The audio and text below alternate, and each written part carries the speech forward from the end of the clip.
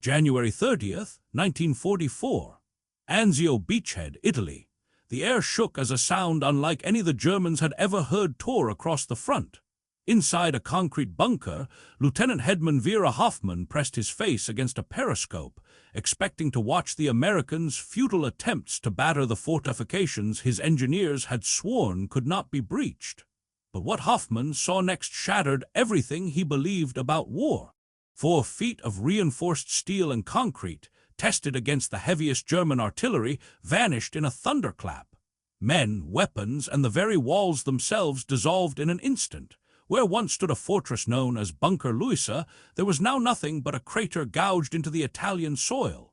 32 men of the 3rd Panzer Grenadier Division had ceased to exist, their faith in German engineering obliterated with them. The weapon responsible was no ordinary gun. It was the U.S. Army's M1 240mm Howitzer, a super-heavy piece of mobile artillery making its combat debut with the 697th Field Artillery Battalion. To the Germans who faced it, the gun was nothing short of apocalyptic. For 8 months, they had believed their bunkers impregnable. In a single afternoon, that illusion died. The howitzer had its origins in a stark realization. In 1940, American ordnance officers studied European fortifications and concluded that existing artillery, particularly the 155mm Long Tom, could damage but not reliably destroy the reinforced bunkers becoming standard in German defensive doctrine. If the U.S. Army was to fight on European soil, it needed something new, something terrifying. The specifications seemed impossible. A mobile gun firing a 360-pound shell over 14 miles, powerful enough to punch through 6 feet of concrete, yet transportable on standard military vehicles. It was a challenge that only American industry, with its vast resources and engineering genius, could answer. What emerged from Watervliet Arsenal in New York was not simply a weapon, but a masterpiece of design and determination. Weighing over 64,000 pounds in firing position, its barrel alone stretched 35 feet and weighed nearly 12 tons. It required a 14-man crew, specialized cranes, and 8 hours of setup time. Yet when it fired, it changed the nature of battle. 1 round every 3 minutes, each shot a thunderbolt that could erase fortifications thought indestructible. By November 1942, the first 6 pilot models rolled off the line. By 1944, production reached 13 guns per month. In total, 315 were built before the war's end, each costing as much as a dozen Sherman tanks, but their value far surpassed their price. As Major Herman E. Smith of the 697th recorded, after our first day of firing, German prisoners spoke of earthquake shells that shook the ground for hundreds of meters. Many refused to enter bunkers again. At Anzio, mathematics told the story. In the first weeks, 2,847 rounds were fired, 67 bunkers engaged, 61 destroyed, average rounds per target fewer than 5. It was not simply firepower, it was precision, terror, and inevitability wrapped into steel. When the 240mm Howitzers roared to life at Anzio, their shockwaves rolled far beyond the shattered walls of individual bunkers. They struck at the very heart of German confidence. Reports captured after the battle revealed that Wehrmacht commanders, hardened veterans who had faced Soviet barrages on the Eastern Front, admitted they had never encountered anything comparable. Conventional shellfire could be endured. This was something else entirely, an invisible hammer that crushed not only steel and stone, but also morale. The mathematics of destruction soon became legend among American units. Entire fortresses collapsed in minutes. Positions that Luftwaffe pilots and field engineers had boasted would withstand days of attack. German diaries told of earthquake shells that rattled bones and churned the earth like a living thing. Prisoners of war described the sensation of being buried alive as the very air inside their bunkers seemed to compress with each impact. It wasn't just the damage, it was the certainty. Every soldier knew that if the Americans marked a target, that target would not survive the day. The success at Anzio was not an isolated miracle. By May of 1944, the Howitzers proved decisive again during the long and bloody struggle for Monte Cassino. The Gustav Line, anchored on the ancient monastery overlooking the valley, had already consumed thousands of Allied lives. German paratroopers had transformed the fortress into a bastion of interlocking fire, resistant to aerial bombing and weeks of conventional shelling. Many Allied soldiers doubted the position could ever fall. Then the 240mm guns opened fire. From positions miles away, their shells arced high into the sky and came down with surgical precision. Each round that struck the mountainside fortifications did not merely scar the stone, it erased the defenses outright. Bunkers that had defied every assault crumbled under the bombardment. British Major General Francis Tucker, whose 4th Indian Division had suffered grievous losses in earlier attempts, later declared that the American super-heavy artillery achieved in hours what months of effort could not. For 72 hours during Operation Diadem, the 240 battalions fired without rest. Nearly 2,000 rounds were unleashed, systematically erasing 43 major German strongpoints. Of those, 39 were annihilated completely. The 4 that remained standing had already been abandoned, their crews unwilling to face the thunder any longer. The Gustav Line, once thought unbreakable, was breached. What made the 240mm unique was not just its destructive power, but the system behind it. American fire direction centers, refined through years of fighting, turned artillery into a weapon of precision rather than chance. Forward observers armed with radios could spot a target and within minutes call down fire with uncanny accuracy. This coordination allowed the howitzers to deliver what was known as time on target. Multiple batteries firing from scattered locations adjusted so that every shell struck simultaneously. To defenders, the effect was apocalyptic. Dozens of 240mm shells arriving at once, collapsing fortifications before soldiers even knew they were under attack. At Cassino, one German prisoner summed it up simply: "We feared the big guns more than anything else. No bunker was safe. No wall was strong enough. We lost faith." By the summer of 1944, the Allies faced the hedgerows of Normandy, labyrinths of earth and stone fortified by months of German preparation. Each crossroads became a death trap, every hedgerow a fortress. The Normandy breakout had stalled, and infantry officers feared the cost of dislodging entrenched defenders would bleed divisions dry. It was then that the 240mm Howitzers were brought forward. On July 24th, the 272nd Field Artillery Battalion unleashed its first bombardments near St. Lo. The target was Hill 122, a commanding height ringed with concrete bunkers dug into reverse slopes where bombs and lighter shells had proven useless. German paratroopers, veterans of Cassino itself, held the ground with grim determination. But when the coordinates were passed to the American Fire Direction Center, the outcome was foregone. The first 3 rounds from the howitzers tore into the hillside.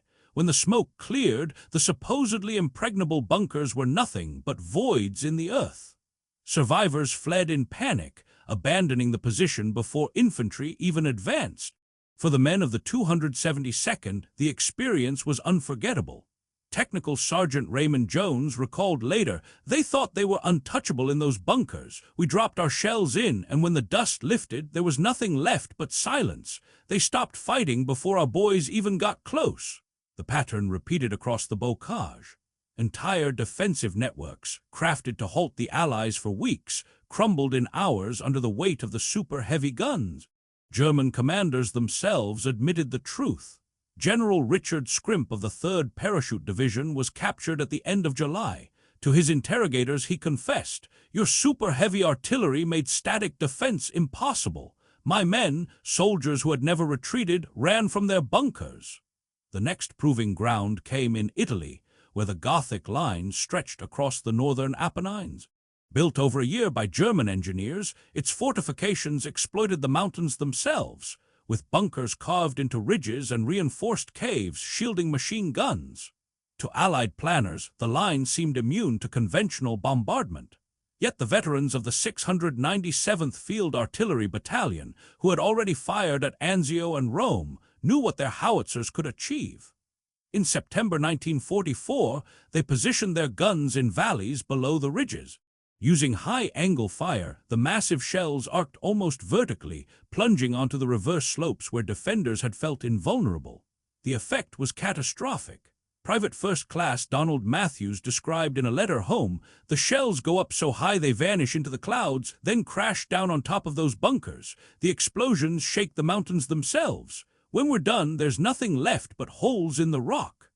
Within days, the supposedly unassailable Fuda Pass collapsed. German diaries spoke of men refusing orders to re-enter positions already struck, certain the next shell would bury them alive. It was a pattern that would repeat from Italy to the heart of Germany itself. By autumn of 1944, the Western Front pressed against Germany's own defensive wall, the Siegfried Line. Stretching nearly 400 miles, it was a labyrinth of concrete bunkers, interlocking pillboxes, and fortified positions built over years of preparation. German commanders trusted that this barrier would halt the Allies, buying time for counterattacks. But when the 240mm Howitzers arrived, the illusion of permanence shattered. The 265th Field Artillery Battalion took up positions near Aachen in September.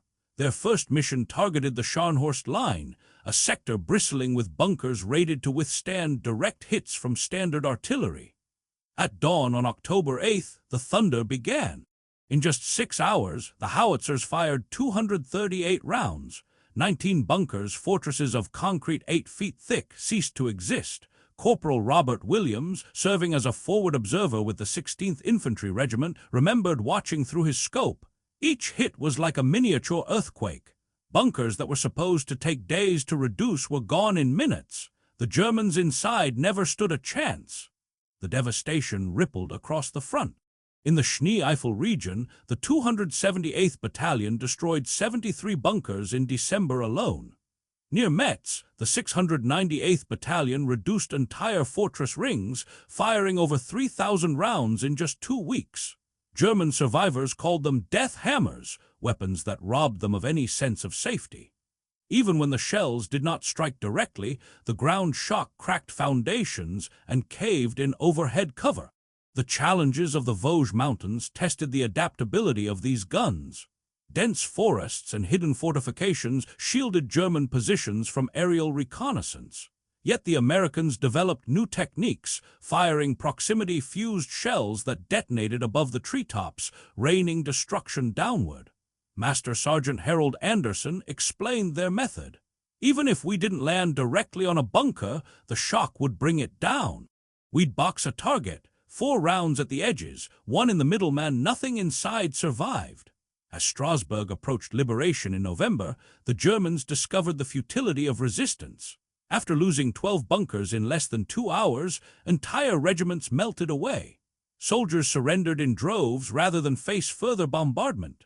German diaries spoke of morale collapsing, with officers noting troops refusing to occupy fortifications once considered their strongest advantage. What made the impact even more devastating was the science behind each shell. The concrete-piercing M17 projectile, capped with hardened steel, struck at 2,300 feet per second. It penetrated 3 to 6 feet before its delayed fuse detonated inside, fracturing the entire structure from within. The result was sympathetic cracking, shock waves rebounding off steel reinforcements, multiplying stress until walls imploded. To defenders, the effect was inescapable.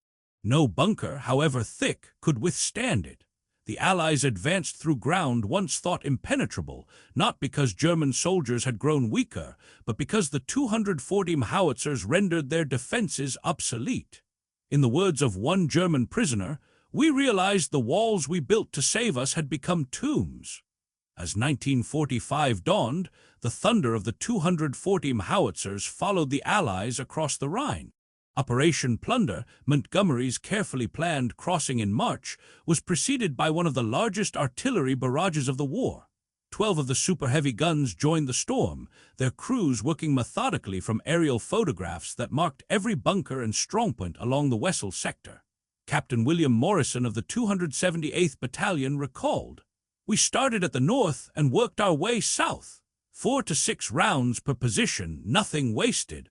By midnight, 31 bunkers were gone, and the infantry crossed against little resistance. The psychological weight of that bombardment was immense. Survivors of the 84th Infantry Division reported that entire battalions collapsed not from infantry assault, but from fortifications crumbling around them. 2,000 German casualties were counted from artillery alone, most from bunkers collapsing on their occupants. To the defenders, the walls that had promised security became their coffins. In the Ruhr Pocket, where hundreds of thousands of German troops made their last stand, the Howitzers turned industrial cities into rubble. At Essen, the Krupp steel works, fortified with additional layers of reinforced concrete, fell under a steady rain of 240mm shells. Staff Sergeant James Peterson, observing for the 313th Infantry Regiment, described what he saw. Those factories were fortresses. The walls were 3 feet thick, but the big shells went through them like cardboard. The men inside surrendered after watching the steel skeletons twist and collapse. Within weeks, Army Group B, over 400,000 strong, laid down its arms. The production figures alone testified to America's unmatched industrial might. Watervliet Arsenal, the cradle of the 240mm program, employed more than 9,000 workers at its peak, many of them women performing precision machining once thought beyond their reach. From late 1942 to August 1945, 315 guns were produced. Ammunition output was staggering. By early 1945, more than 10,000 rounds a month rolled off assembly lines. By war's end, U.S. forces in Europe had fired over 118,000 shells, reducing more than 3,000 fortifications with an 81% confirmed destruction rate. But behind the statistics lay the human element. Crews of 14 worked in exhausting shifts, each shell weighing 360 pounds, each charge lifted and rammed into place by sweat and muscle. The concussion of firing battered eardrums and shook chests like a giant's fist. Veterans later admitted that the power was intoxicating, but sobering too. For every round fired, dozens of enemy lives might be extinguished. German documents captured after the war spoke volumes. Reports described troops refusing to man forward bunkers, units abandoning strongpoints untouched, and commanders writing that American monster guns had broken the spirit of entire divisions.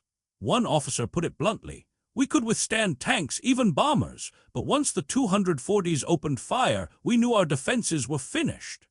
When Germany finally capitulated in May 1945, the 240mm Howitzer had left a legacy beyond shattered bunkers.